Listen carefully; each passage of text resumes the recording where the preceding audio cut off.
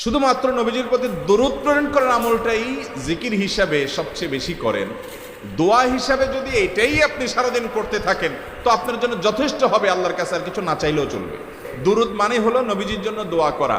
ভাই, আল্লাহ তার হাবিবকে রহম করবেন, আপনার আমার দোয়ার দিকে আল্লাহর তাকানোর কোনো ঠেকা আছে? নবীজি কি আমাদের দোয়ার কোনো মুখাপেক্ষী?